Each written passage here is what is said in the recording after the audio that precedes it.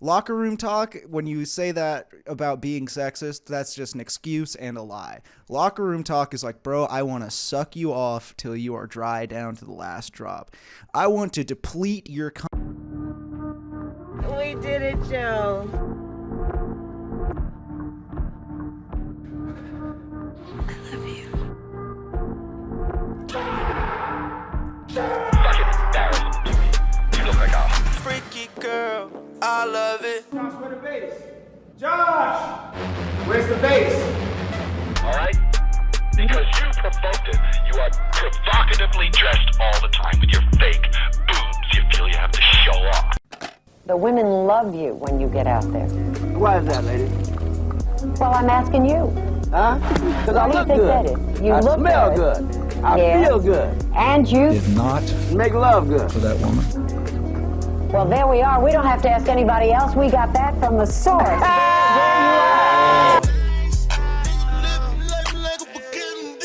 There you are. Yo, you like my little, Welcome. you like that? Yeah, dude, in You case like there's that? any wind in your Los Angeles apartment. Yeah, the wind is all the fucking gas blowing out of my mouth. That's the wind. Hell yeah. Uh, Yeah, dude, I got a get pop it? filter Like built the in on this. Like that's like all the- that hot air. like the politicians from the Windy City. Isn't that the Oh bit? yeah, It's not because it's windy. It's because of all the hot air coming out of the because of all the politicians. hot air. I think coming that's out of also Lightfoot. an urban legend. I think that's also a lie. Like What? I don't think that's why it's called. I think it's called the Windy City because it's windy. I think that's It's called the Windy bullshit. City because it's fucking windy, dude. Yeah. I think everyone's always like, no, it's actually called that because the politicians. That's why.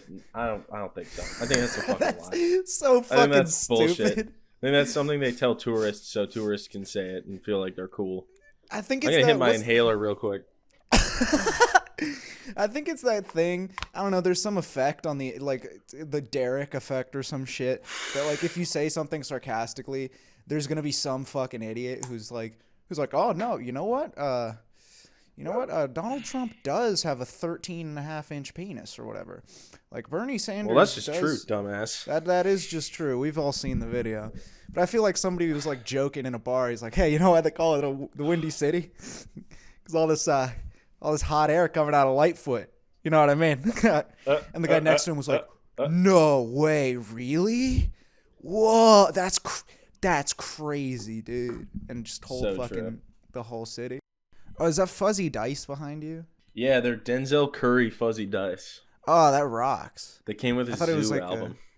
I thought it was like a security camera that you like would use to film your sexual conquests or something. No, that's over there. That's out of frame. Yeah. You know, I got That's a the few teddy hidden bear with the mannequins. red eye. Yeah, I got a couple of those. Yeah. All right. Anyway, guys, welcome to. Welcome we to made the it to show. week 2. Welcome to week 2 of the Maidenless podcast with Coop and Ford. We fucking made it Oh yeah. through audio did it. issues, through just general idiocy, through Yep. shitty bits that I edited out. We made it to week 2. I'm so proud. So proud of everything we've accomplished thus far. Thanks to the now we're killing it. approximately 20 to 30 people who watch this podcast. Bruh, and that's on YouTube alone. I guess we don't Yeah. get analytics for fucking. I actually don't know. do. We get analytics for the other shit. I got analytics for the RSS feed, yeah, which Oh, measures all of it. Apple Podcast, Spotify, not as many on there, but a couple, a few. Well, about people need 12. to see the videos. We're Yeah. very 12. What total? Yeah, 12 total. We're we coming need a up though, fucking dude. link We tree just got to keep busting them out for like 40 weeks, and then Get we'll, somebody we'll on be Patreon. majorly successful. Yeah, Yeah. like 2 people. Listen, guys, on Patreon, I'll show my penis once a week. Yep. And at random times in the podcast, so Cooper can't see it coming. And then he'll have to go back and do more work to edit that out. As you know, we're fans of Louis C.K., so it's all a reference. So Never yeah, forget. it's a reference to jerking off on phone calls. Nice. What you drinking, huh? I'm drinking the official beer of the Maidenless podcast, Nice. which is Paulaner Hefeweiss beer. It's a wheat beer. Very nice. It's a white beer. It's wheat, and I bought this brand specifically because it has the highest alcohol content of all the Weiss beers. It's not the best, but highest alcohol content. Really Weiss have beers are not. pretty good. I haven't. They're my favorite, but I haven't matured since we were buying 40s from the 7-Eleven in Chicago. Yo, I was just thinking about that the other day. I kind of missed it. I was watching Top Gun, and I was having a couple of Heinies. I think I was down in a couple of Heinies, and I was like, these are all right, but what would be better is a fucking Cobra 40. That would have made Top Gun a lot better. Downing like two Cobra 40s. two medical grade piss bottles. Medical grade Cobras bottles of rocked. Alcoholic piss. They actually were pretty good. I'm not gonna lie. I love the Cobras. The what was the other one? Old English. Those ones Old fucking English. slap. Old English. Those came in rocks. plastic bottles, though. I like that the Cobras came in glass bottles. The Cobras made it feel a little more classic. Yeah. You know. What else? There were other ones though. There was like a Steel Reserve, right? I think so. There was Steel Reserve. There's less I don't 40s think here, bro. There's in less LA 40s for and sure. less Newports. Yeah, which I feel a little. I don't know how I feel about that. It's like the homeless have a little less culture here. I think. They're a little more all over the place. They in terms of vibe. Yeah, I feel like they're pretty relaxed in LA, because in Chicago they're fucking angry. They got a pissed vibe. They're just energetic. They're really high energy. I think you were there with me, one of the first few weeks of school, when I had my blue hair, and there are these 3 homeless dudes sitting on buckets, and one of them was like, hey, turn your head, and I'm like, what? He's like, turn your head like this, and I was like, okay. And then he put his bald head up against my head and turned to his friends, and he was like, I look good. Shit was hilarious. And then some other dude, my dad was visiting, and some other guy came up. We were walking down the street. My dad is just oblivious, so he's just a nice guy, and he was just some guy came up to us. He's like, hey, what's your name? My dad's like, oh, well, my name's Paul. And he's like, my name's Lucifer. And my dad's like, oh, well, nice to meet you, Lucifer. The guy just goes, I could fucking kill you, and just walked away. My dad was like, huh, what was his deal? I'm like, he's crazy.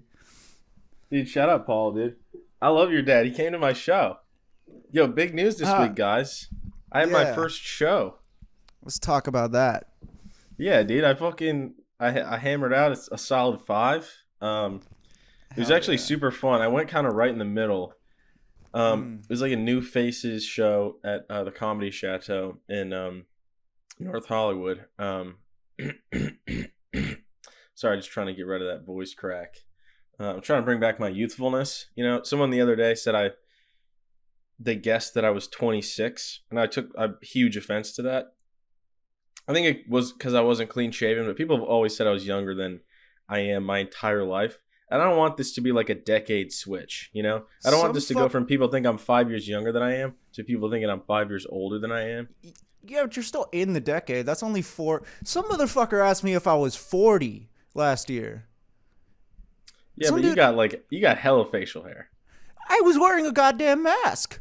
Some dude in the fucking kebab shop, he's like, so you live around here? I'm like, yeah. He's like, you married? And I'm like, what? No. He's like, why not? I'm like, because I'm young, bro. He's like, how old are you? 30? 40? I'm like, I never went fucking back there. I'll tell you that much. Damn, my man said, why not? Holy shit, that's hilarious. That's so funny. But yeah, show went pretty well. The host was very nice to me. When I went to the audition, I did 3 minutes on Sunday. He was like, oh, great job. That was really funny. Blah, blah, blah. It was very nice. And then, I did this one, and it was I was kind of expecting just a bunch of people sort of the same caliber as were at the audition. Because, basically anyone who went to the audition could have gotten booked. He was basically like, unless you really suck, you can get booked. And So I was expecting sort of that caliber, and I was incorrect. Like the first fucking like 4 out of 6 comedians, they were all funny, but like 4 of them were like really, really funny. Like had me fucking rolling. And I was like, ah, shit, I gotta follow this. I gotta follow this. And then the dude was like, all right, how do you want me to bring you up? Because he like brought everyone else up. Like, this guy's been on the Tonight Show. This guy's been, Oh shit. I don't know if that was a bit or not, half of those, but I don't think so. Most of it was like, this guy's been on Comedy Central, which I think is, probably true. Probably got like a feature set, on Comedy Central, and those guys were hilarious. And so then he's like, all right, I'm like, oh shit, I got to follow that. I'm going 6th, which is nice. I didn't go last because by the end people were leaving. And how many were there? There was like at least 12, probably 12 or 13. So it's like a fairly long show because everyone did 5. I did a little more than 5. They gave me the light like 4 times, but I was like, I know you gave me the light. I got to finish I got to wrap it up. I can't just leave in the middle of this bit. Yeah,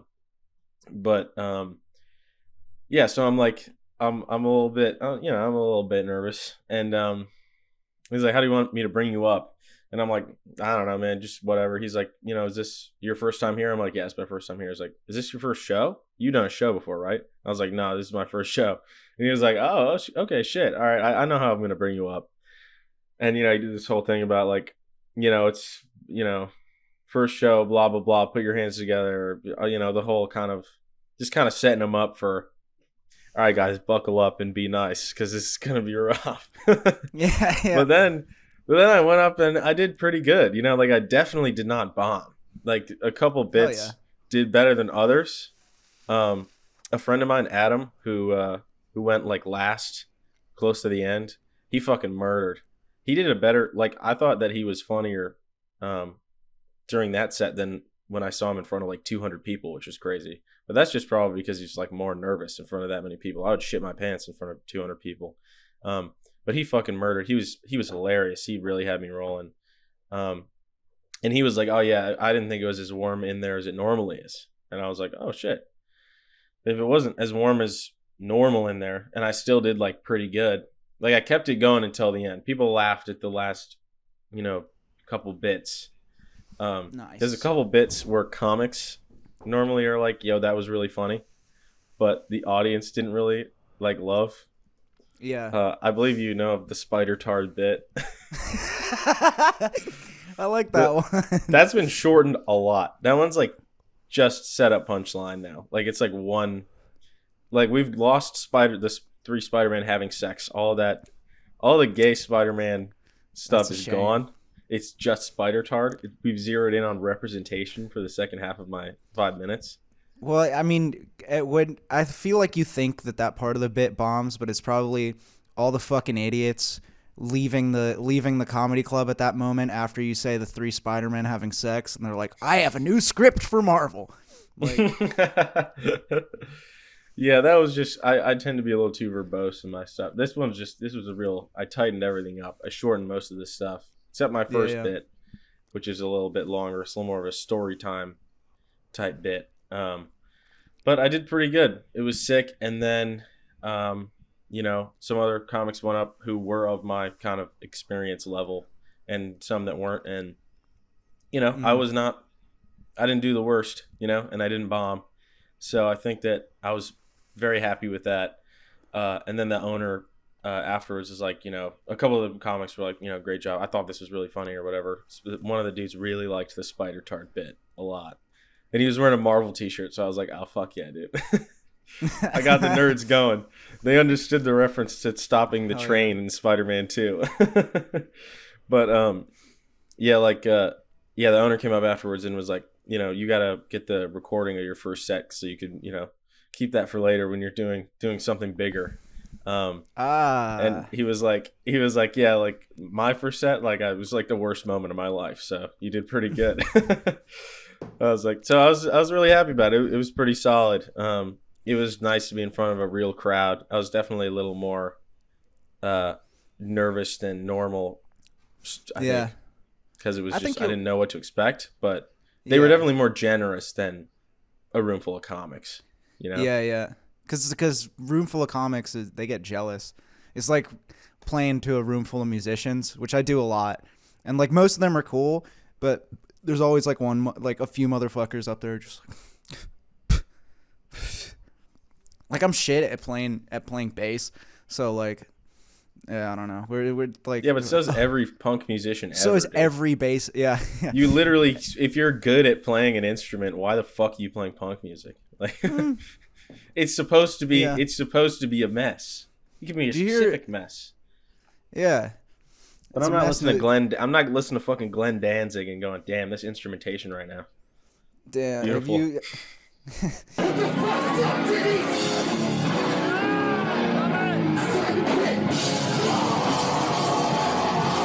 The production on those fucking Misfits albums are so bad. Yeah, they are. Yeah, but that's kind of why it rocks, you know? Yeah, exactly. But anyway, like also I feel like now that you've done a legit show, like the nerves will start fading pretty fast. Yeah. Yeah, definitely. I think Adam said something funny to me after I finished up and walked to the back of the room. He's like, "Nice, man. First one down. Now you got to get some hair on your balls." I thought that was pretty funny. But I was really happy about it. I'm super happy that I did a show. I have 5 minutes. You know, it might not be the tightest 5 of all time. Probably, it could be very much improved, but it's a 5 that I like, and it has like a pretty good, I feel like, depiction of what I'm kind of shooting for in terms of a vibe. Yes. Which is, a lot of people say, with kind of like edgier stuff or whatever, it's like, don't touch it or go all the way. Which is how I kind of used to think about it, but that's not how I think about it now. Don't analyze my own bits or anything, but I think my favorite kind of comedy, which I don't think there's that much of, but you know, yeah, I don't want to say anyone specific because people think I'm biting. I'm not biting. I'm writing my own shit, okay? But like, it's like I like it when it shit. Yeah, I don't steal jokes except from Amy Schumer. But I like it when you position yourself in. Shane Gillis kind of does the opposite thing. You still having an Amy Schumer joke? Just go up there and talk about my pussy, my wet exactly. pussy, my wet, disgusting, smelly pussy. My pussy. Yeah, I got a yeast infection last week. Fellas in the house, how many of you got a yeast? Can guys get yeast infections? Because I think you can, right? I feel like you could get any kind of infection if you if you didn't shower specifically. Enough, you know, I think I could. I think you could get any kind of infection. You're in Europe, bro. I think I will. I don't want to dare you to do anything. I know you'll fuck that shit up. And we're both uncirced bros, so that uncirced brothers in Christ. Yeah, my brother in Christ. That's a bit I'm sort of thinking about. I'll pass this by and see if you like it. I said to a friend of mine the other night at open mic, I said my brother in Christ to Mayu, and then another a buddy of Mayu's who ran the mic was like he was like, dude, I don't know what I think of a white dude calling me brother. And I was like, yeah, you know. But I was like, now I feel like the bit, it's just, the thing is, like, a lot of these bits are really short. Like, this is almost a one-liner, you know, just set up punchline. So I got to figure out how to kind of work it into something, a bigger maybe theme or something. But it's like, yeah, I know I'm supposed to say, I know you would probably prefer if I said brother, but as a white man, no, that I gravitate towards the hard R. You know what I'm saying? It's my natural state of being. I can't help it. It's just what's in my blood. You know? Okay, I would say that's a yes. I would say your reaction is that's a yes on that bit. Oh, that's pretty good. It's just too easy. I mean, it's just right there, good. You know? But that's like what I like to do is, you know, Shane will like position himself as like the bad guy. You know, he'll say like, my dad's a big Trumper or something, but you guys would love him. and then he kind of starts, he makes fun of Trump or whatever. So he positions himself in like a moral position where the crowd isn't into it, and then he brings him back by like being funny, and like not being what you would expect, right? What I like to do is the kind of the opposite of that, where I position myself morally in a way that the audience like will agree with it, like a sort of clapter vibe, and then the punchline is like the opposite of what, like with the Spider-Man bit, like you know, that there's not enough autistic representation, and then like, you know, the punchline is like, how the hell do we have a spider pork and still no spider tard? And then like the next two tags are just lowbrow jokes about autistic people. It's like, I love that, dude. It's like, no, look, it's like, oh yeah, no, see, we're on the same page. I'm a good guy, and then it just goes into like just shitty lowbrow bullshit, which I kind of enjoy because it's subverting a type of comedy which I fucking despise, which is the clapter comedy. I don't fuck with that shit at all. It's like, yeah, guys, we can all agree on this, right? It's like, fucking, this isn't a sermon, really, bro. You're not Chappelle. Sit the fuck down. Yeah, so I think racism is bad. Woo! Yeah, like, okay. Yeah, like there's a lot of that bullshit in Steve Harvey's stuff. But like, I like listen to the Steve Harvey album.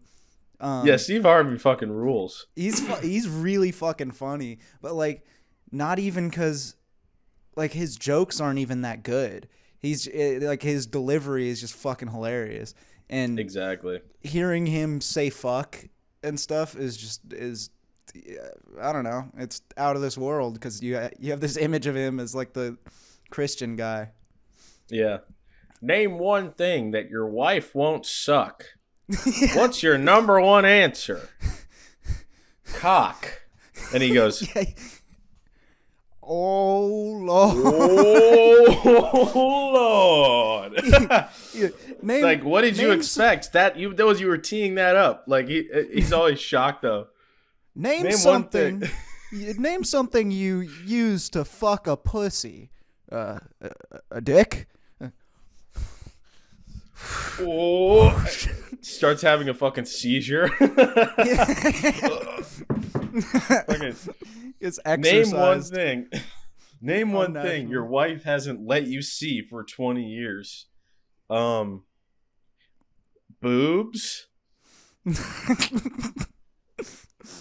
Let's see the board. Ding ding ding. Number one, boobs, with 108 answers. And he's just shocked.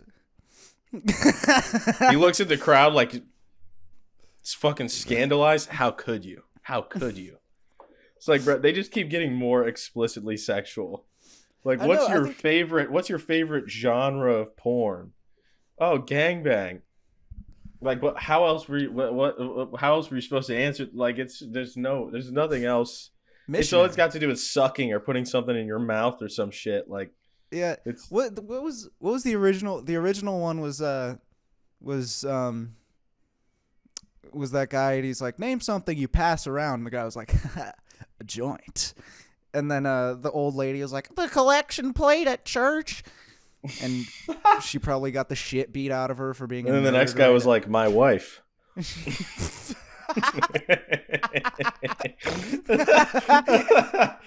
Steve goes, yo, for real? See me after the show. I can't do Steve Harvey's voice. I can't do fucking impressions at all, man. Oh, I got some good ones, but I don't. Sometimes when a guy just sounds like a race, I don't really want to do it. You know, yeah. Like, I feel fine doing Obama, but like, you know, Chris Tucker, I think I'm good. I'm good. True. I'm gonna steer clear from Jackie Chan. Yo, what's crazy though is that bit I go over like a bunch of different of the versions of Spider-Man, and while I was researching, I don't know. I might work this in, but I don't know, because it's like, I don't even know if this shit is funny. It was just like shocking a little bit to me, because like Japanese Spider-Man, his name is Spider-Man. Like, Yeah. it's spelled phonetically in a Japanese accent. A lot of shit like that is like McDonald's is straight up. I think it's McDonald's. It's like, bro, what? Actually, somebody told me that in high school, so like that's probably not real. That's probably just racist. That's not true. But they spell Spider-Man in English different, so when you say it, you pronounce it in a Japanese accent. Like, it's like fucking what? Just leave it as Spider-Man. Like, we already, when a Japanese person says Spider-Man, we get the gist. Like, you don't have to change the spelling. That's just fucking bizarre. I don't know. Weird language. Languages are fucking weird. Fuck those. I guess that's true. We should just. So anyway, it's Pride Month. Yeah. So. Are you feeling prideful? Yeah, I felt so prideful that I went and watched the first 3 episodes of Obi-Wan Kenobi. Nice transition. You know, I edited out in the last episode me saying we're gonna watch Obi-Wan and edited in Top Gun. Oh fuck! And then I'm pretty sure you didn't watch Top Gun. No, no, I don't know where that's. I've never been to a movie theater here, so I don't know where to watch that shit in English. Yeah, fuck, just pirate it, bro. Fuck it. Yeah. Okay. We'll go over it eventually. Next week though, we're doing a Pride Month spectacular this month, okay? Yeah. Because next week we're doing fucking Brokeback Mountain, baby. And then Gay Cowboys all the way. We're doing a full breakdown every second, play by play, frame by frame. Every gay sex scene, every quasi gay rape. But it's just the boys wrestling, you know? Yeah. Just guys being dudes. Just cowboys being guys, you know?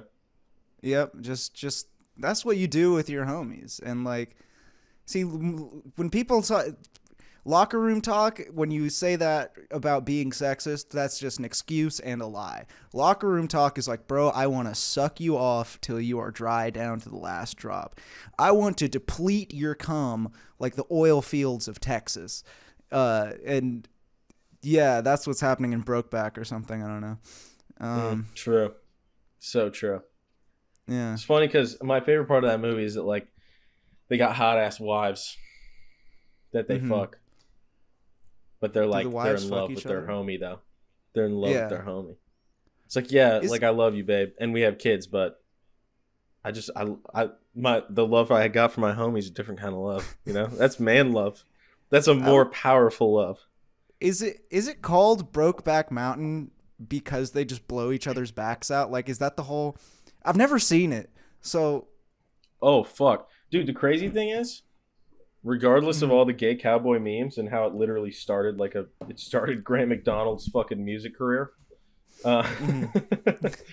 Actually, I don't know when Grant McDonald dropped. I'm gonna drop some Ram Ranch in right here for the viewers. Yeah. Oh yeah. So they know what we're talking that'll about. be the intro next week. That'll be the intro song. We fucking Ram Ranch. I know Grant's not gonna copyright claim our asses, and if he does, I'm gonna fucking find him. The key Suck to a that good dick, podcast. Gavin Newsom. Suck that dick, Gavin. Right. Good take, Grant. I agree. Yeah. Honestly, ahead of his time with that take. Ahead of his time. He was saying fuck Gavin Newsom literally way before everyone else was. And you know what? I'll Look at take these that gas as prices, Gavin. Look at How these about- fucking gas prices right now. Where's our health care, Gavin? The thing you campaigned on, you bitch. Here's the Yeah, thing, I'm looking Gavin. for it now. Both my parents know are Grant's fucking not- retiring. I know Grant's not fucking listening, but I bet Gavin Newsom is. And I'll say one thing. I'll forgive it all, and I'll vote for you again by mail 5 times with different absentee ballots from dead people if you suck a penis on live TV. And actually, Grant McDonald's penis specifically. And hit him up on Twitter. He's there. That was the highlight of my life when Grant McDonald replied to my tweet.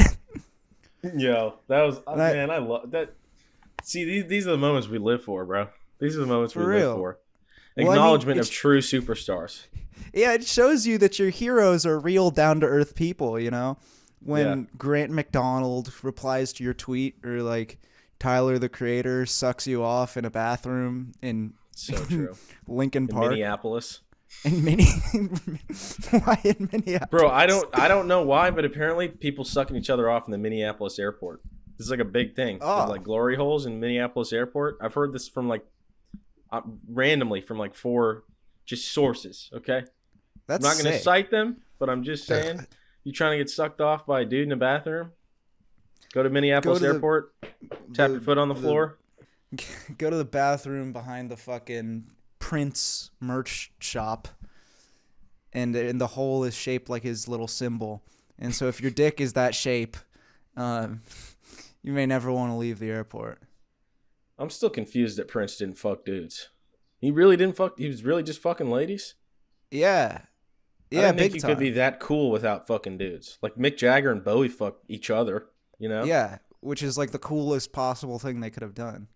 Yeah. So and they're both like, oh yeah, we're not even gay, but like, yeah, but like I fuck boys though. Yeah.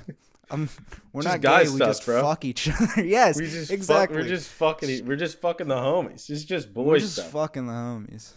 Man, This I is love Bowie so 2022. much. I saw a trailer for the new Bowie movie in front of. There's a fucking Bowie movie coming out. Yeah, it's a doc. It looks so fucking good, man. Oh, So it's a good. doc. Yeah. I No, wonder- there is a Bowie biopic coming out, but they don't have the rights for any of his music or permission from his family. His son, who's a director, Duncan Jones, he directed Moon with Sam Rockwell. I think we might have watched that freshman year.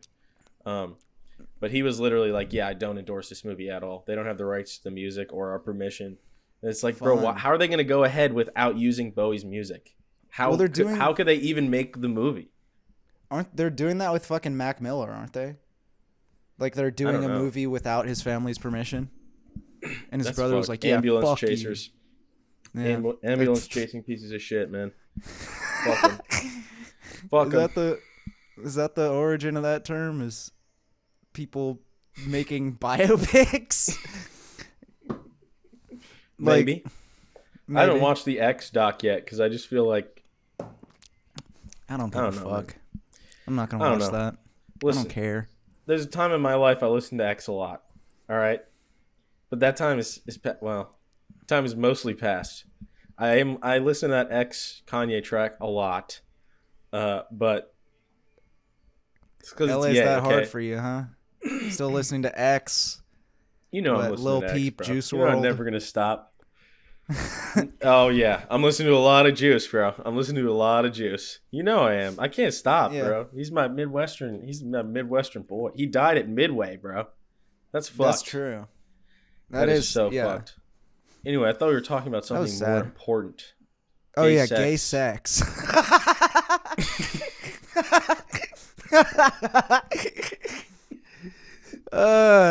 Jinx, owe me Oh, a fucking hell. rim job. Nice. Guy stuff. Happy Pride Month, everyone. Happy Pride Month. But yeah, I saw that Bowie trailer in front of the new David Cronenberg movie, which I went to at a special screening with a Q&A with Viggo Mortensen afterwards, Oh, which hell was yeah. super fucking cool. Yeah, he's a really sweet, kind of soft-spoken guy, actually. It was really interesting. A pretty good movie. Real classic Cronenberg. Like, he went straight back to the body horror for this one, like body horror, Sweet. sci-fi, noir vibes. I didn't even know he was still alive. Tell you the truth. Yeah, thankfully him and Lynch are both still alive, and they're both still bumping, dude. There's supposed to be a Lynch movie at Cannes this year. There's a big rumor, and then it was completely not true. I think David Lynch went on his YouTube channel and was like, what the fuck are you guys talking about? And then he continued to do the weather every day. I don't know why. That's just been his vibe recently. He just does the That's weather. what he's doing. Ah, nice. Here in sunny LA, and he's wearing his sunglasses. It's a beautiful Friday, everybody. And then he goes back to like whittling abstract columns or something. I don't know. He's in his garage making shapes out of wood. Fuck yeah. Just guys. What a just life. fucking guys being dudes. He seems so wholesome, and then you watch his movies, and you're like, damn, this man, his soul hurts. Yeah. There's something wrong, you know. But anyway, yeah, Vigo was cool. Movie was good. There was a lot of dissecting of body parts, which is pretty fascinating. Classic. He definitely hasn't lost his knack for body horror. Kristen Stewart was in it, and she played How like was she? like a she played like a real nerdy like turbo virgin, and was so hot it made me uncomfortable in every scene. She just seems like a cracked out nerd, and I just was like, I wish she had a hammer. What was this movie called? Beating the shit out of me. I want Kristen Stewart to beat me up. She is the hottest woman alive. I mean, really. I think she is I think she's a fucking full 10. What? I mean, yeah. What was this in Twilight movie too. called? It's called Crimes of the Future. All right. Yeah, Twilight. I remember Twilight coming out, and I was like, what, 9? And I was like, damn, she's hot. I want to fuck her sexually. It took you a second to come to that really intellectual turn of phrase. I want to fuck her sexually. What was the movie? What was the first time you got a little horny in a movie? Because I feel like I've figured out the moment for me, and it kind of defines a lot of things. You go first, because I have no fucking idea. You remember the scene in Attack of the Clones when of course it's fucking Star Wars. Oh, bro, Natalie. No, Hayden. No, it was Hayden actually. He do be bad though. He's cringe in Attack of the Clones, but now later I'm like, dude, he's like goth and hot in Empire, or I mean in Revenge of the Sith. He's very true. Cool. There's a reason why I used like 2 clips from the prequel trilogy in our intro, especially that scene where she's like, I remember as a kid being like, oh, this is, even as a kid I was like, oh, this is so corny when they're in the tunnel, and she's like, she's like, I truly, deeply love you, or no, she's like, I love you. and he's like, I thought that we had decided not to fall in love. and she's like, I truly, deeply love you. And before we die, I want you to know. and then they kiss, and then like they like roll out into the stadium.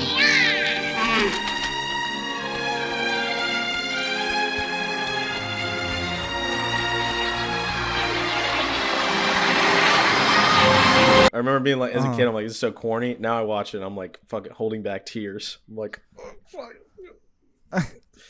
But the specific moment as a kid was when they're fighting the animals in the Coliseum. Oh, yeah. She's like on top of the thing, on top of the like fucking pole or whatever, and the like lion thing climbs up and scratches her on the back, and like it rips off the clothes like around her midriff. Yeah. The midriff. So then she's basically just wearing like a white bra. Yeah. Looking back, that makes a lot of sense now. That really just a lot of things make a lot of sense. But I'm not gonna get any more specific than that. Okay.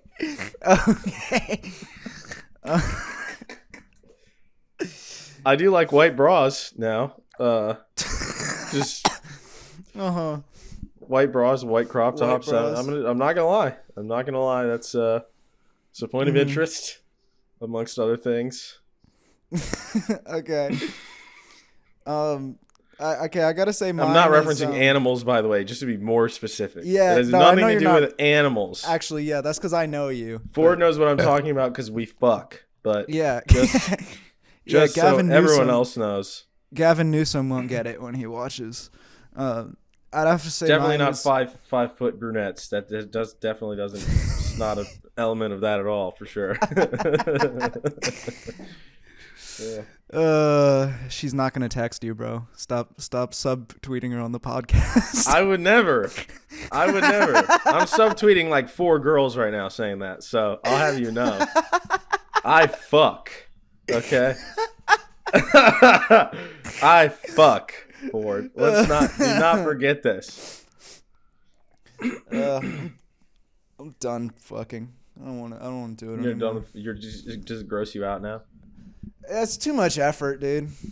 Like, it is a lot of effort. I feel like the next girl I date, I'm just gonna marry. You know. I'm too depressed to fucking try to have. I don't even care, dude. Honestly. Yeah. I just but love anyway, to fuck. I'm not gonna lie. It's like probably my favorite thing in the world. It rocks, but like Also, my best bit is about fucking. So just out of job security, you know, I gotta fuck pretty soon. So I got another story. so you have more material. Yeah. Don't worry, ladies. I would always ask permission before I wrote a bit about you. Okay. Just there, just like 3 seconds after fucking. Hey, do you mind if I write a bit about this? Oh, did you come, by the way? Let me just say, not to jinx the remaining however long we have on this episode, but this is a much better episode than last week. Oh yeah, this is way better. This is a much better episode than last week. Yeah. How long have we been going? We're 41 minutes. Now we're fucked. See, now the rest is gonna be shit. We haven't even looked at porn yet. No, yeah, we will look at. Hold on, that'll be 10 minutes max looking at porn. So let's wait till 50 minutes at least till we look at pornography. At least we got much more to discuss. We're talking about our sexualities. You got a scene or what? You got a scene that horned you up as a kid? Yeah. Remember in Breaking Bad when when she sings "Happy Birthday, Mr. President" as Marilyn Monroe to Ted? Happy birthday. Yeah, I'm joking. Dude, I have no fucking idea what you're talking about. Oh, is that like actually Breaking Bad? Yeah, it's like the worst fucking scene. It's the most cringe scene in the whole show. Like, actually, it's a great scene because it is so cringe. Every scene with Skylar is a cringe ass scene. Oh, this is the worst. So it's her boss. Remember her boss who she fucks? Oh yeah, Ted. Fuck, it's been a while since I watched that. Well, basically, it's his birthday in the office, and he's like, "Skylar, do the sing the happy birthday as Marilyn Monroe," and she does that. She does the happy birthday, Mr. President thing, and it's so fucking hard to watch. Like, I would rather watch a journalist get beheaded by ISIS than watch that scene. Yeah, but those can be pretty entertaining bits. Yeah, that's all I'm saying. You know. Those can be pretty solid bits. Yeah, in all reality, I had quite a few ISIS bits, and I did not get any laughs. Well, ISIS is old news, man. Are they even still doing anything? Not really. It was more about my childhood and watching about the 50/50s on Reddit and just having my brain be fucking destroyed. Yep, those are pretty bad. No, those are rough. I had a serious answer though. I can't even fucking remember anymore. Come on, remember it. We're gonna sit here for 15 minutes until you remember. All right. You think it's weird how like there's in every like Vince Gilligan show, it's like, yeah, so this character is the husband you sympathize with, and then this is the bitch wife, and she's just a bitch, and she's just a fucking bitch. Dude, like, he's following along in the long string of auteurs to capture that vibe. Specifically, Michael Mann. Every single Michael Mann film, there's a wife and she's a bitch every single time. It's like, oh, we're cool bank robbers, wife is a bitch. Oh, I'm a cool cop solving rapes and murders and robberies. Yeah, my wife is a fucking bitch who doesn't listen to me. And she's also a bad mother whose daughter, attempts suicide because she's like absent fucking some loser. Fuck. Wait, what are some Michael Mann movies? Heat, the greatest movie probably ever made. I don't know if you've seen haven't seen it. Fucking goated. That we definitely got to do an episode on Heat. It's like the fucking best movie. De Niro, Pacino. Is that the one where Pacino says she's got a great ass? Yes. Okay, yeah, I do. And that is a great scene. That's an incredible scene, but also it's like the best movie. And that's fucking Apu there, right? That's the Simpsons guy.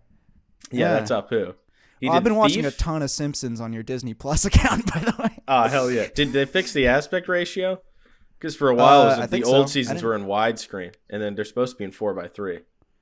Oh, I think the intros are still looking a little bit weird, but I started season enough 1, people complain that they fixed it, though, because they cropped it to widescreen, there's literally visual gags that were being cut out of the screen. It was literally jokes on the top and bottom of the screen that were being cut out. See, in my mind, they're stupid. See, in my mind, I was assuming that it was just stretched. That would have been better. That would have been more funny. It was just wide. That would have been pretty funny. Wide Homer. You remember Wide Dog? Wide This is a dog. classic No, meme. Wide I'm dog. thinking. In my mind, I'm thinking wide Putin. Oh, wide Putin is great. That is a great clip. Remember when people were so like pro Zelensky? They started like they kept the song and they changed it from wide Putin to wide Zelensky. That was really embarrassing, dude. Liberals are so fucking embarrassing. Like, I'm sorry. It's not cool. It's just not, that's not how you do it. Okay. Yeah, it's I not feel how like you the do funny propaganda. I feel like the funny thing about the wide Putin, there was some propaganda I saw that I fucking love, but I feel like the thing about the wide Putin meme is that it was like making fun of him. Was that like you could tell if he saw that he just wouldn't like it, and that was like part of the fun of it. But the good propaganda I did see, which I'm not sure if you've seen this one, but it was on Twitter like a few weeks ago, and it was like a screenshot of some news story about this in-person interview that Putin did where he's like sitting strangely and gripping his desk, you know? And then next to it is a picture of Zelensky, and he has like the Lush remote control vibrator app on his phone. That's great. That's so good. I think I remembered it, so I'm pretty sure I can't remember an exact moment or anything, but I'm pretty sure one of my sexual awakenings was from the show Malcolm in the Middle. And I think it was either when Reese starts dating the really dumb girl, and it was fucking, what's her face? It was the one that, the smart one with the frizzy ass hair. It was her. So it was either her or, I don't know, something with the mom shouting at them, and I was just like, ooh, huh. Yeah, kind of into that. Yeah, I get that. I just remembered another one. I need a girl with a Midwestern accent to scream at me and say, "What is the matter with you?" And call me Hal. Oh, yeah. 100%. Call me Hal. Dude, I'm not, honestly, when I went back to Chicago, like, listen, no offense to the LA ladies, but when I went back to Chicago for my film screening, like, I was at a party with my boy Jonah. Shout out Jonah. I doubt he listens to this. He probably has better fucking things to do. They're more productive. But I went to that party and it was like, damn, dude, these too many beautiful babies here, dude. Too many beautiful babies. Say babes. Don't say beautiful babies. Jesus Christ. No, dude, it's fucking I don't care. Swingers, what you're bro. Swingers. Oh, Vince no Vaughn. way. Fuck. The beautiful babies, remember? Now, I don't care if I end up with her or one of her beautiful baby friends. The beautiful Fuck. babies, man. The beautiful babies. Well, that's because you can't John, pull the off beautiful something babies. Vince Vaughn says. Yes, I can. I am the next Vince Vaughn. The beautiful babies. Yeah, no, it was it was something though. I was like, damn, I really miss this kind of just born in the woods type lady. This is where I thrive. This is a woman from a small town who is bettering her life. I like women who are in the middle of the process of destroying their life with drugs, because usually they will give me some of their drugs. Yeah. See, the thing is, I'm looking for a little bit of drugs sometimes when I'm partying, and I swear to God, the last like 3 white girls where I was like, yo, I know you just went to the bathroom with 4 of your friends. You know, you got some drugs? They're like, oh no, we just ran out. I'm like, bitch, I know that's a lie. You did not run out. I know you got more. Yeah. Don't lie to me. I'll pay you a fucking $100 right now. I don't care. It's if I'm asking a random white girl for drugs, I'm in a rough place. I'm not having the best night. Yeah. So I'm in a vault. I don't care. I'll spend anything. It's funny how as a kid, like, you assume that's how people interact with drugs. They're like, do you have any drugs? Like, do you want to do some drugs later? And then you're like fucking a teenager, and you like learn what the different drugs are. And, no. You're fucking a Actually, teenager. no, I meant you. Can you be more specific? Are fucking a teenager. I'm fucking a teenager. Something I would never do. Let's be clear. It's when Let me be clear. Are a fucking teenager, rather. When you're you're having sex with a teenager and you're giving her drugs. Like Ezra Miller. Yes, you're having sex with a teenager, but you're also a teenager. In that famous Jim Jeffries bit, you're fucking a teenager and you ply her with drugs. You're plying this 17-year-old with drugs. This is a famous Jim Jeffries bit. moral grandstander, Australians. late night news host Jim Jeffries. I don't know how he hasn't been like Me Too'd for that fucking joke. Like, it's a joke. It is kind of funny, but he's literally just like, yeah, so I'm fucking this 17-year-old. I applied her with drugs. It's like, Australia dude, you were like 30. land. It's kind of Australia lawless. is like, it's like if white trash was a country. It's like, yeah. That's why Danny Rick likes Texas, because Australians are just like Southwestern Americans. It's the same breed of person. Oh, yeah, guys fucking smoke some cigarettes later? Yeah, we're going to go smoke some cigarettes and go fuck some 17-year-olds. You know, come? How you going? We got some meth. We don't box a kangaroo. We got I was doing meth with this kangaroo last night, and I was like, oh, shit, I have to drive in a Formula One race tomorrow. And they don't have Coke there. They do meth. That's how fucked up Australia is. It makes perfect sense. What did I say? Southwestern United States. That's true. That's exactly what they are. That seems like a country of fucking meth heads, if I'm being honest. Anyway, you were talking about fucking a 17-year-old. Can we wrap it back around? You know, you're a kid, and you're like, you think people are like, hey, do you want to do some drugs? And then you're a teenager, and you're like, people don't fucking talk like that. Like, they'll be like, hey, bro, you want to fucking snort some coke? And now I'm 22, and I'm like going to clubs, and I'm just like, hey, do you have any drugs? Like, I don't care what it is. Just like, give me something that will make me like techno music. And yeah, I don't think a strong enough drug exists for me to like techno music. Oh, pal, they exist. I actually genuinely like certain subgenres of techno now. But like, you know, when you're at it for like 12 hours, and it's just a kick drum, just dum dum dum dum, it can really feel like you're going fucking insane. Now I'm thinking about Tron Legacy, the Daft Punk soundtrack. Ooh, what a fucking movie. What a soundtrack. Same director as Top Gun 2, actually. I got my eye on this motherfucker. And this guy, same guy, just signed on to direct a Formula One movie with a like $140 million budget. Produced by Lewis, right? Produced by Lewis and hell yeah, Jerry Bruckheimer. No way. Of it's Top gonna have Gun pirates fame. in it. And starring Brad pirates. Pitt. No fuck. Okay, hell yeah. Yep. It's going to be a banger. Brad Pitt. Banger Who's Brad incoming. Pitt going to play? I don't know. A driver? It's not going to be like a real person. It's going to be fictional, I'm sure. Be like that shitty Sylvester Stallone one. It should be. Oh, yeah. It should be Benicio del Toro playing Fernando Alonso. Yeah. Think about it. I mean, I would try to do a Sylvester Stallone voice, but I feel like it would just sound like I'm doing like a mean impression of someone with Down syndrome. Yeah. Well, I mean, you know, you roll the dice. Are you making fun of somebody and then just go, no, it's Stallone. It's the same thing as just, you know, doing a stereotypical voice and being like, no, I'm doing Chris Tucker and Jackie Chan talking to each other, filming Rush Hour, you idiot. You racist. Rush Hour is great because it's like the most racist movie I've ever seen. And it's also the greatest movie I've ever seen. It's Rush Hour fucking rule. I love that fucking line.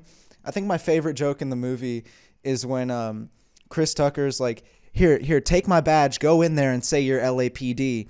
And he like flips out his badge and it has a picture of Chris Tucker on it. And Jackie Chan goes, that's never going to work. And Chris goes, why? And he's just like, I'm not 6'1". Like, that's just such a classic dumb fucking joke. God, I fucking I gotta rewatch Rush Hour soon. Isn't that perfect nest of 90s movies where it was like, yeah, but both characters are being racist, so it's okay. And that one makes more sense because of the black Chinese dynamic, right? Like it works because of that. My issue comes in where it's like the not Beverly Hills Cop, the one with Nick Nolte. Is that Beverly Hills Cop? Oh, I don't know. No, that's 48 Hours. That one is fucked because it's like Nick Nolte's the gruff white police officer who drinks whiskey in his coffee and literally just hates black people. But like it's okay because like Eddie Murphy is like sassy and says like racist retorts back, I think. But like 90% of it is just Nick Nolte being racist to Eddie Murphy. But it's okay because they get along in the end. And it's like, I don't know. It's not a Rush Hour situation where it's like tit for tat and it's like funny. It's just like really mean. It's like not actually very funny. It's just Nick Nolte's just being mean. What's another one where they're racist towards one another? There was one I had in my head. Oh no, that was just Mel Gibson in real life. That was just Mel. Damn it. Oh no, I was thinking of. Remember, like, did you ever watch The Jeffersons? No. So like last summer, my dad was like, okay, like we've been watching a lot of TV together. I want to do a night where we watch a bunch of 80s sitcoms. So you know what I grew up with. I'm like, sweet, yeah. And for whatever reason, we could only you can't stream what's it called? All in the Family or whatever. Like you can't. There's so many that you just can't stream anywhere. But you can stream all of the black shows. So like we were just watching black 80s sitcoms, and the whole joke in all of them, except maybe Good Times or Good Time, I don't know. The joke in both The Jeffersons and fucking Sanford and Son is just that the dad is racist. Like in The Jeffersons, nice. he just hates white people, and his son is dating like a mixed race girl who lives in their building, and he thinks she's just like an abomination, and he hates her interracial parents, and then in like in Sanford and Son, he's just fully racist against literally everybody. Like that, I don't know. There's like a white people, Latino people, other black people. I feel like we need to do a realism check on this. In the interracial couple, which one's black and which one's white? Dad is white. Lies. It's the 80s. Hey, come on, man. It's the 80s, bro. Shit didn't happen yet. That shit didn't. What are you talking about? Not real. Fake. Oh, come on, dude. Anyway, we were talking about my sexual awakening. Oh yeah, you second talked time, for a while. Second one. Why? 'Cause what are you gonna do? You do some lines? Got some ketamine? No. Why would you ask me that? Of course not. Bro, you're in Europe, okay? Every time I meet someone from Europe, I make a joke about if they do ketamine, and then they're like, "Oh yeah, I do ketamine." I'm like, "Yeah, I know. You're fucking British, dumbass." That's not what I'm going to do, but I do have some. Nice. Yeah, man. I'm badass. Yeah, I don't have sex, but I do snort drugs up my nose that make sure that I don't have sex because my dick won't get hard. That's sick. That's a good way to, curtail those urges, you know? Yeah. The anti-Viagra. Yeah. I honestly maybe could have last night, but I just couldn't be bothered. Like, I would have had to leave my group of friends and go out with another group of German people. So they'd just be speaking German amongst themselves and then just be like, ha, oh yeah, he just said something racist. And I'll be like, oh, okay. They're all just making anti-Semitic jokes about you. I'm just making anti-Semitic jokes about me. They said you have really nice hair. I got hit on by a 70-year-old lady yesterday too. Nice. On the way dude. to the bar. That's the European sexual liberation right there, dude. Yeah, it is. But yeah, second thing that I remember. Second thing I remember distinctly. Was in Harry Potter 3, Prisoner of Azkaban. And by the way, I no longer find this hot. Just to be specific. Because of the actors' ages. But when I was like 9, the scene where Hermione socks Draco Malfoy in the face, that shit was like, oh shit. Oh yes. Oh, nice. You know? Oh yeah. That shit ruled. And still I watch it and I'm like, I don't find the characters attractive, but the situation of some dude just being punched by a woman, I'm like, nice. I wish You're someone would making just punch me. You're making a no cap, brother. You're making a change.org petition for them to do a reunion, and just like that one scene in particular. Yeah, I just want to see Emma Watson with just like a lineup of 20 dudes. And she just punches all of them in the face. That would be the perfect reunion. That would be a better sequel than that bullshit play they wrote. That shit sucks. What? The Cursed Child. What the hell is that? Some dude wrote like a play that was like a sequel to the Harry Potters. And it's like so bad. It's just like a shitty time travel thing. Like it's just like Endgame, but even worse, and it makes less sense. They like try to go back in time to save Cedric Diggory or some bullshit. And it has a twist villain. It's like every fucking shitty trope ever. And then the only thing anyone talked about was the fact that the actress for Hermione was black. Like that was it. That was the only thing anyone talked about, which was hilarious. Number one, because people cared. Why would you care? And number two, because even though it's stupid for them to care, those people were right. Because J.K. Rowling says, "Oh, I never specified her race except for like the 4 times in the books where she directly says Hermione's pale skin." Bro, pale black person. Look at Eric Andre. Lies. Eric Andre, dog. Pretty sure Actually, she says yeah, like the girl playing pearlescent or Hermione, something, bro. It's hilarious. The girl playing Hermione was Eric Andre in drag. Damn. I saw a drag show. Fuck Eric Andre, huh? Last week. Hell yeah, dude. I'd fuck Eric Andre just for the clout. He seems very cool.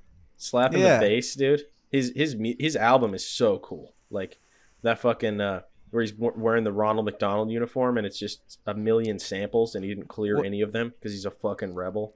And copyright law is stupid. It's awesome. It's available. Awesome. What's it called? Like Flarf or something? Yeah, Blarf. Cease and Desist by Blarf. It fucking rules. Sick album.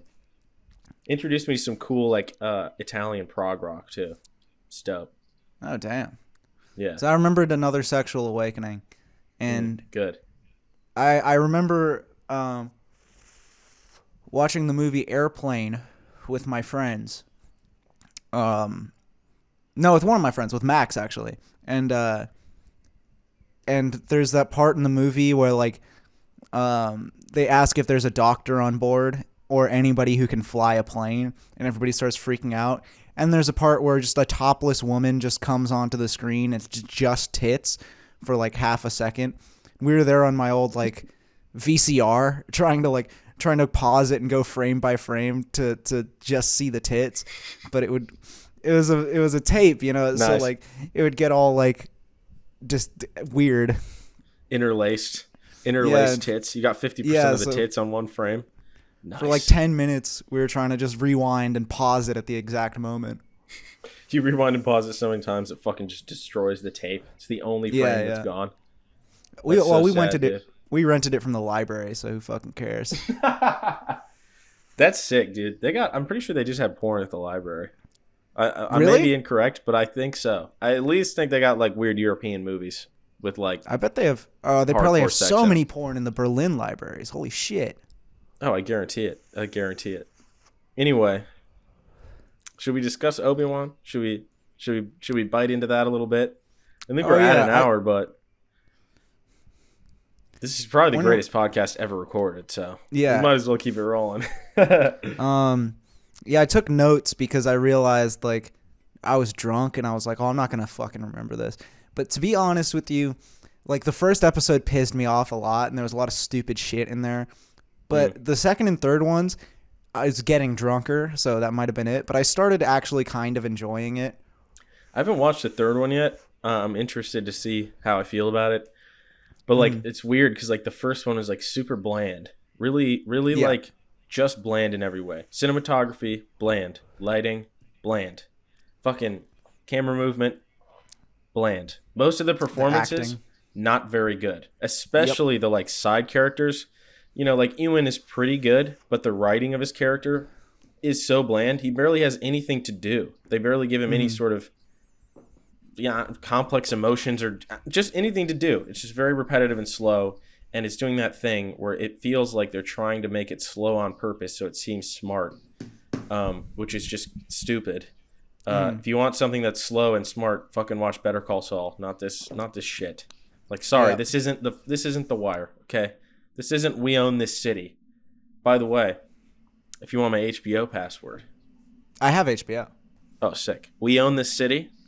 Mm-hmm. Fucking best thing I've seen this year. What city is it that they 10 out of 10. own? Baltimore. Oh, fuck yeah. Miniseries. Executive produced and created by David Simon and whatever that Greek dude's name is that made The Wire. And it's Sweet. a true story miniseries, 6 episodes, starring John Bernthal as a corrupt Baltimore cop.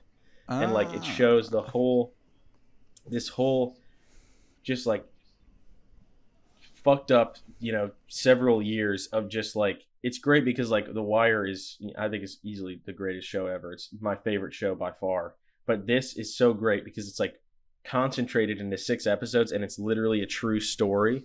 So it just shows you that like, oh, all that shit you saw on The Wire, some of it was, a little too strange, like a little too fictionalized to feel realistic, but it was very intentional to where like it shows how desperate the characters are. It's making like a grander point. But this being like just a dramatized version of like a literal nonfiction book about this gun trace task force, this entire corrupt squad of cops that was literally just robbing people and just committing a shitload of crimes in Baltimore, and how they just got away with it. And John Bernthal giving his best performance ever, like by far. It's just incredible. And as a bunch of people who are in The Wire, it's got like a real rapper from Baltimore who plays himself in one scene because, of course, dude, David Simon rules. Which rapper? I can't remember his name. But you'll know. This is a specific scene. But it's so good. It's like the best 6 hours I've spent all year. It's fucking incredible. Best thing I've seen this year. It's so good. It's fascinating because they work in a lot of other stuff too that I didn't expect them to work in. But it makes sense that they did because all this stuff kind of happened. A lot of the later stuff where they're kind of being investigated kind of happens during the Freddie Gray Freddie Gray like murder and then the ensuing like protests and stuff, and their reaction to it and everything just paints a fascinating picture of like the police force and how they feel about themselves and how they feel about everything else. And again, just a beautiful depiction of how fucked up Baltimore is. Yeah. And how fucked up America is, because I mean it really could have happened anywhere. It's just Baltimore's, it's one of those cities where industry money fucked up shit left happens.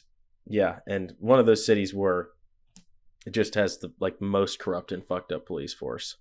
But so good, incredible, hard recommend. I veered into that because I was so bored thinking about the first episode of Obi-Wan. Yeah, because it's just boring, and then you get to the second episode and it was such a give and take because half the episode is way better, way more action, better, camera angles, Flea better is in editing. Flea is in it. And then the other half of the episode is goofy dog shit with this little kid who somehow is running faster than a bunch of hitmen and fucking Obi-Wan is like a superhero basically. She's running faster than them. And then Kumail Nanjiani, who comes in and a guy I love, but gives such an annoying performance. I don't know. I was pissed off already. So seeing him, he was the only person like I actually kind of liked in there. And yeah, I don't know. I thought he was alright. I can't blame him. I liked him later. Like I liked him in sort of the later section of the episode where he comes back and he gets a little more depth because you kind of figure out there's more to him than just being a piece of shit. But just the way they introduced him was such a tonal shift because it was like really serious. And then we start getting like marble quips. Goofy as fuck. Yeah. And it's just like, that is the show to me right now. It's just like, we got this real serious drama with Obi-Wan trying to like think about his past and all this bullshit. And then we cut to like a fucking goofy ass child foot chase or someone just doing quips and like Yeah.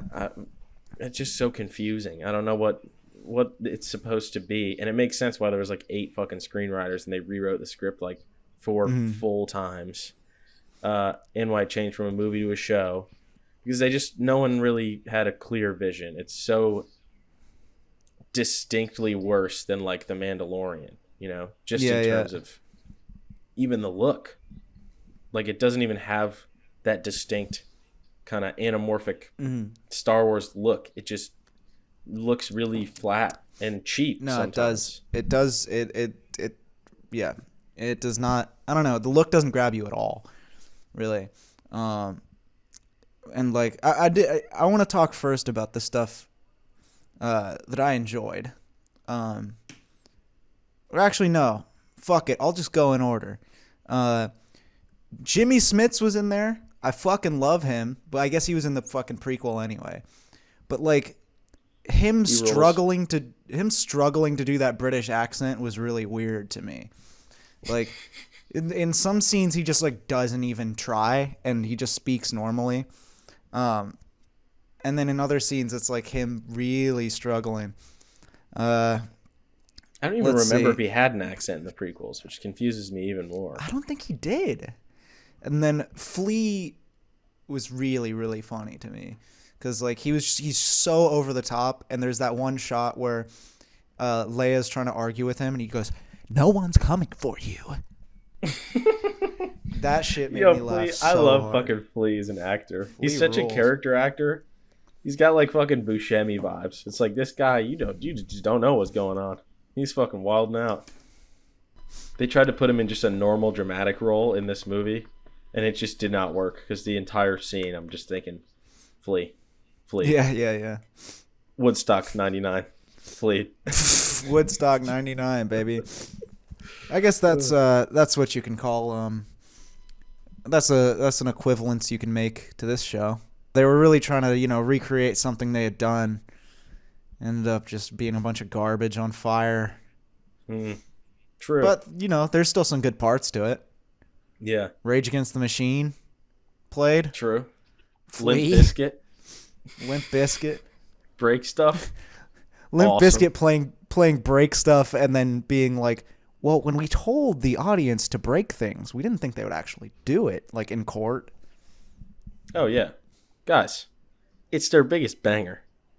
Think about it this way. If they didn't play break stuff, how much more stuff would have been broken? Absolutely. It would have caused a full true riot. Oh, something you'll see when you watch the third episode. There's this planet they go to that's like supposed to be a desert planet. It is so fucking clearly the Mojave Desert in California. It's so unmistakably shot in California. There's fucking Joshua trees in the shots, dude.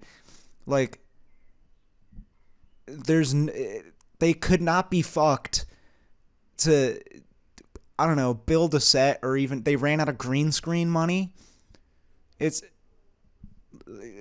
They couldn't even try to make it look like not California. I don't get it, because it's like, what was Boba Fett hogging the like Unreal Engine screen stage? Like, you can literally create any landscape you want. Please create a new landscape. Like that fucking screen shit looks so good. Like all the scenes with like Mando on the freezing planet, he's fighting that giant spider or whatever in season 2. It looks amazing. So it's like, there's really no excuse to have boring or obvious locations in this shit anymore. Because you don't even need to even have like that awful kind of keying out green screen, because you have this Unreal Engine massive LED screen thing that fucking projects the light so it reflects off the people, so it looks fully real in camera.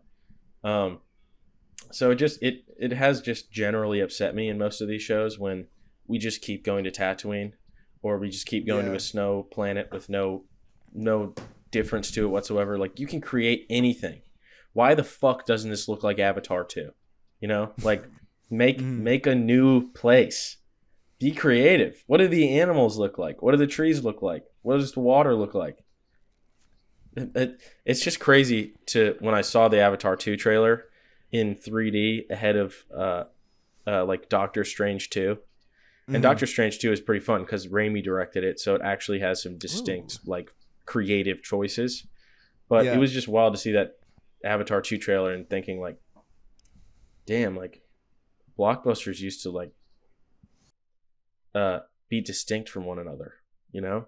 Like now it's like the only people you can count on for a blockbuster that's distinct is Christopher Nolan, Denis Villeneuve, and James Cameron every 15 fucking years when he decides to drop another Avatar sequel. And that's kind of it. I mean, everything else kind of looks the same, you know? Did you ever see fucking Alita Battle Angel? Because that looked like dog shit to me. No, I just saw the trailers. But Robert Rodriguez directed it, and no shade, but I don't watch anything Robert Rodriguez directs since From Dusk Till Dawn, to be honest with you. Not even Spy Kids, bro.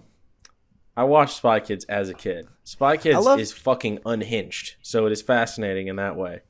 But I love how he makes kids movies now, you know? Well, I just love how like the fucking Machete movies came out of a spin-off from Spy Kids. That does rock. That does rock. I've never seen those. I want to fucking watch them. I would see trailers for them all the time. They look like so much fun. Did we watch Planet Terror together? I don't think so. Yeah, that was like the part of the two-parter Grindhouse collab he did with Tarantino, where Tarantino directed Death Proof, and then in the theater it played as a double feature, Death Proof, and then a bunch of fake trailers, one of which was Machete, which then became a movie. The character of Machete was in fucking Spy Kids, which is hilarious. And then like the second half was Planet Terror.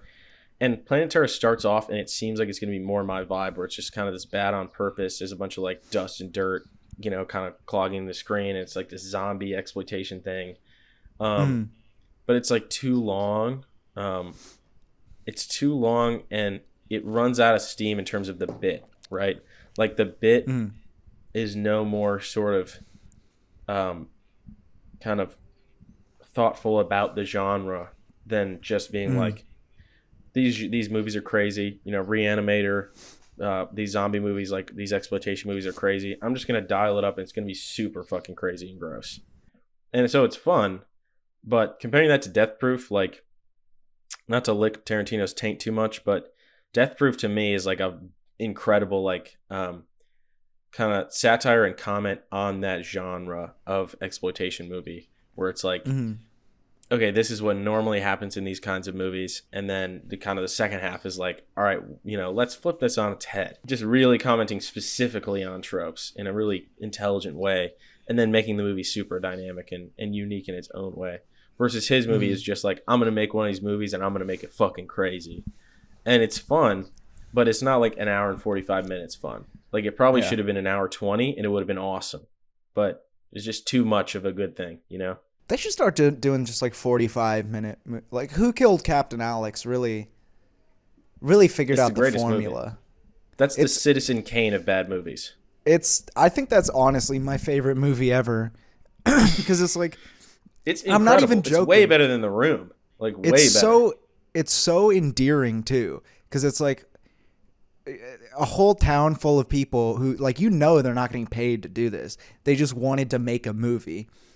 And they just fucking did. And like with VJ Emmy, like, you learn. Do you know the reason that VJ Emmy is in there? Like the thing about Ugandan culture.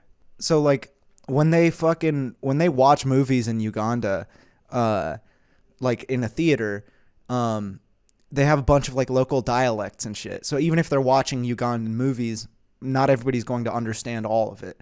So they have like a guy in there to explain what's happening or make jokes and do all of that. So that's why so much of it is VJ Emmy going commando, like saying who this character is in case you didn't get it. So beautiful. So like that's like the perfect fucking movie for me. It's 42 minutes long. I actually have that on Blu-ray. It's a double feature with that and Bad Black. Bad Black? The next movie they I made. gotta see Bad Black, man. I haven't actually watched it yet. I've been saving it because I know it's going to be such a fucking beautiful morsel of filmmaking. Well, shit. maybe once we're done with Pride Month. What, Hollywood special? Or should we wait a year and watch it for Black History Month? Yo, we should watch that for Black History Month. There's a lot of blaxploitation movies that are fucking amazing, though. We got options. Yeah, we're gonna be talking about Brokeback Mountain next week. So if you guys want to be up to date, check that out. It is legitimately a masterpiece. It's not just a meme. It's an incredible movie. Gay cowboys. I mean, how can you fucking beat that? You can't. For our Patreon next week, since it's Gay Cowboys, I'll be putting on a denim shirt, and nothing else, and there will be a picture of my penis. And how much is the Patreon, Cooper? The Patreon is well, there's different tiers, but it's $5 a month is the standard. But we're not doing bonus episodes yet because we have no patrons, so that we don't work for free. Okay, you fucks. But right, we're not doing a single bonus episode till we have like 50 to 100 patrons. That's when we'll start doing bonus episodes. I'll post my nudes on there. I don't think we should make the Patreon like active yet. I feel like we should wait till we have viewers. Yeah, you guys should be supporting us because you fucking like us, not because you want something from us. You fucking leeches. Just give us money. The things that will be up there, fairly soon are uncensored episodes, which is really just last episode and whichever other episodes we decide to watch porn on. We forgot to watch probably a lot of the porn bonus episodes. We did forget to watch porn, which is sad. But next week, we're talking about Brokeback Mountain, so there will be pornography. It's Pride Month. We're gonna be watching some gay porn. All right, everybody. Well, thanks for watching the Maidenless podcast. I am Ford. I'm Coop, and you're welcome for the greatest episode of podcasting of all time. And this is going to be the level of quality we're going to have from this point on. Definitely not like last week. Last week, about 10 minutes was good. This week, I would say the majority of it was good. Until we started talking about Obi-Wan and got bored. Yeah, the fact that we didn't watch porn is like reflects on the quality of this episode. We didn't have time to watch porn. Very true. Natalie Portman, if you're watching this, I love you. Kristen Stewart, if you see me in the street, punch me in the face. I'll thank you for it. Jane Kaczmarek, the mom from Malcolm in the Middle. Hey, coming to Germany? That sounds like a threat. Hit me. Where are you from? Hit me up. If Jane Kaczmarek is watching this, hit me up on Instagram. At Maggie's Kid, MAGGYSKID.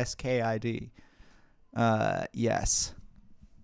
And if you're watching this on any platform, just know we're on YouTube, we're on Spotify, we're on Apple Podcasts, we're on fucking iHeartRadio, we're on Deezer.